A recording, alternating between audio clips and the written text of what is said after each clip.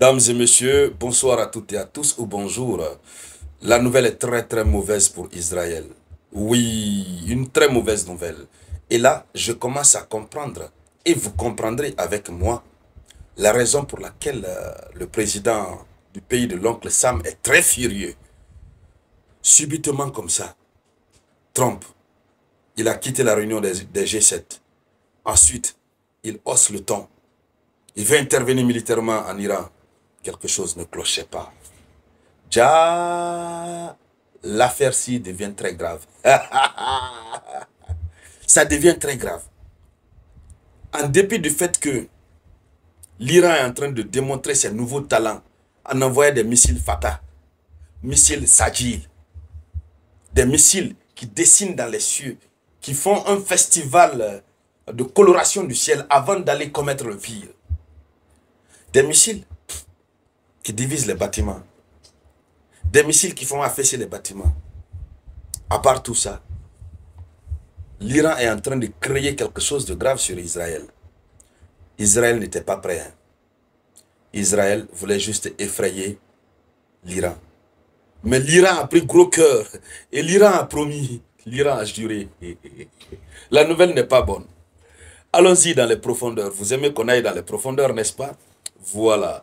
Allons-y dans les profondeurs. Oui.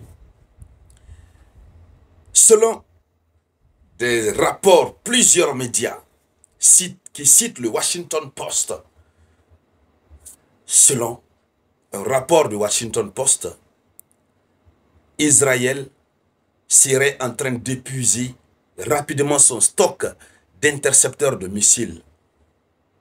C'est-à-dire ce qui permet à Israël d'intercepter les missiles iraniens.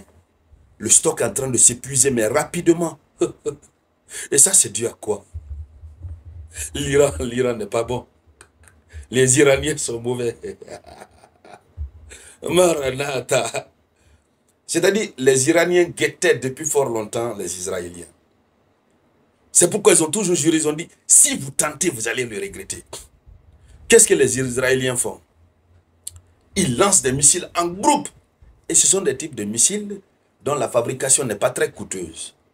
Mais le système de défense qui doit arrêter ces missiles, il faudrait que ce système mange du lafidi. Vous savez ce qu'on appelle du lafidi chez nous en Afrique? Du riz blanc, sur lequel le riz on met de l'huile rouge, avec du sumbara, hein, des cubes un peu comme ça sent bon là. Il faut bien manger ça. C'est-à-dire, je veux dire simplement que le système de défense, je fais de l'anaphore, le système de défense qui doit arrêter ces missiles doit être puissant. Et pour ce faire, Israël utilise des systèmes de défense qui sont très coûteux, extrêmement coûteux.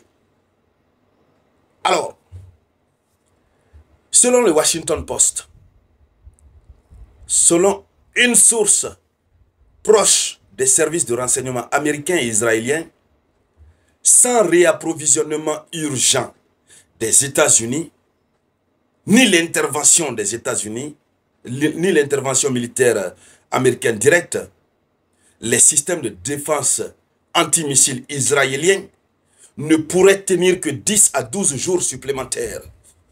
Maranatha, je reprends doucement pour vous la mauvaise nouvelle.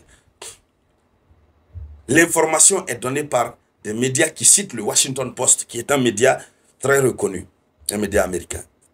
Donc, selon aussi la source, c'est selon une source proche des services de renseignement américains et israéliens. Cette source suggère, constate, que si les États-Unis n'interviennent pas militairement directement, ou alors que les États-Unis réapprovisionnent le stock d'Israël au plus vite que possible, Israël ne pourrait tenir, son système de défense ne pourrait tenir que 10 à 12 jours. Je souhaite que l'information soit fausse. Je souhaite que ce soit fausse. Je ne veux même pas croire. Je veux croire que c'est juste, voilà, peut-être la guerre de communication.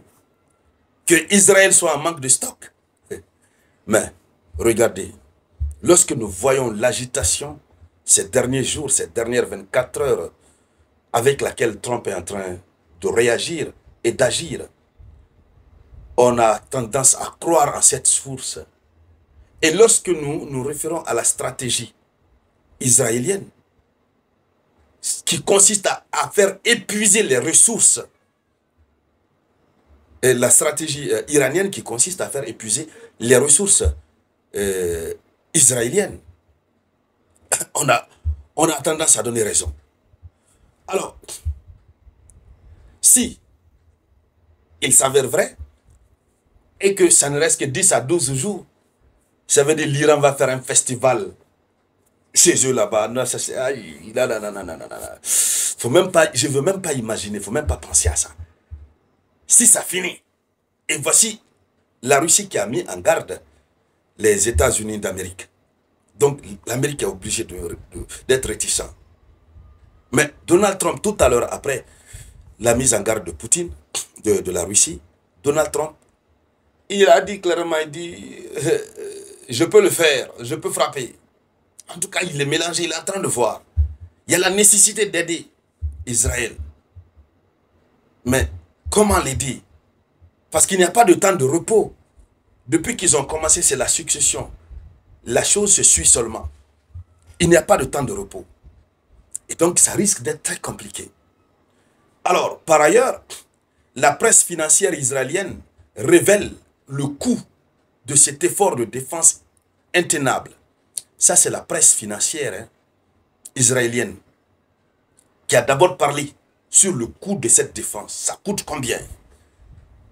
Donc, lorsqu'on recoupe les informations données par la presse israélienne, presse financière israélienne, on recoupe ça avec ce que le Washington Post, cité par des sources, est en train de dire. On a comme l'impression que c'est chaud là-bas. Il y a la chaleur, il y a un festival de chaleur dans leur corps. Donc, le média israélien de renom, qu'on appelle des marqueurs, rapporte qu'une seule nuit d'opération de défense antimissile épuise le budget du pays de plus d'1 milliard de shekels, soit environ 285 millions de dollars. Naranata. La guerre est coûteuse. Hein? Une seule nuit pour stopper les missiles iraniens. Ça joue sur le budget du pays. Le pays n'était pas préparé à ça, en tant que tel. Et ils voulaient juste faire une frappe et puis ils attendent. Et puis voilà, on commence à parler pour le coup. Mais non. L'Iran a juré, l'Iran a promis que la réponse sera regrettable. Et ils vont regretter. 285 millions de dollars par nuit. C'est trop. Mais comme ils sont accompagnés par l'oncle Sam, qui a beaucoup d'argent, on va voir. Alors, dames et messieurs, c'était ça la une de l'actualité. Merci de la partager au maximum. Je vous reviens tout à l'heure par la grâce de Dieu le Tout-Puissant avec de nouvelles informations. C'était la voix de votre unique samouraï.